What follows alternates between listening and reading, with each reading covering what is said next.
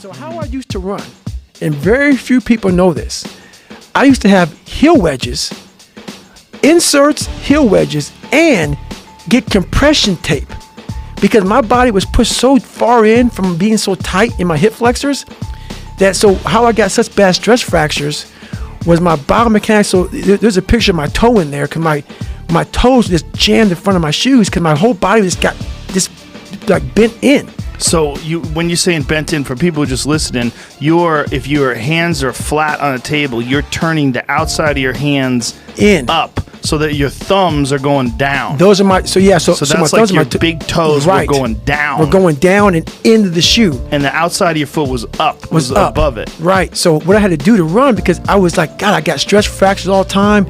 And my feet were so fucked up. Sometimes you see that with people's shoes, like how they're worn out. They're worn out on a sideways exactly. angle, like a wedge. Right. Like if you look at it from behind. Crazy. Yeah. That was my shoe. So I had to get a heel wedge to keep my heel from going down. I had severe tendonitis in the back of my ankle.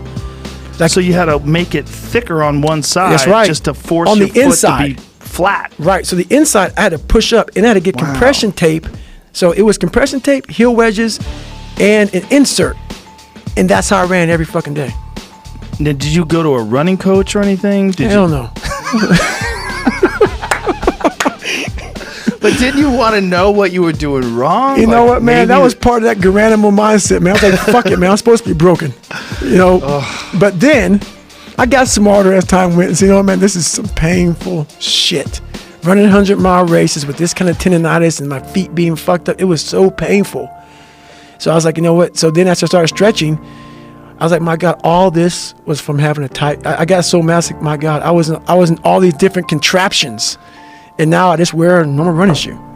Wow. Yeah. So I went from being contraptioned up, man, like literally contraption up. So it's all just the stretching that opened up the range of motion and balanced everything out. Now, when people talk about range of motion, they don't understand how tight I was. Like, no one understands, like, when you repeatedly do what I was doing to myself and you were born with the stress I was born under. Like, I can't paint a clear, it's pretty clear in the book. Man, my life was bad. The stress I endured on a daily, so I had two people and my body was proof of literally what my life was doing to me. It literally was knotted all my muscles up because I was always under this fight or flight. You know, my dad had made me so fucking scared of shit.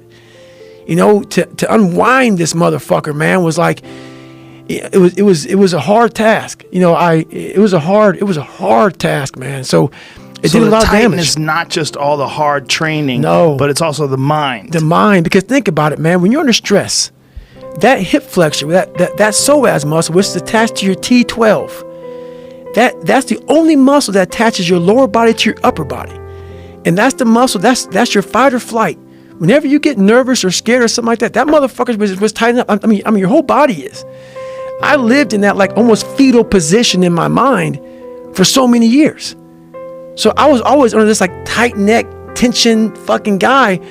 But I walked around like I'm some cool, here's my new hairstyle, pants are sagging. I'm a cool dude, man. Right. But that was putting not on that me. Costume. The costume wore every day. Yeah. Got tired of wearing that motherfucker, man.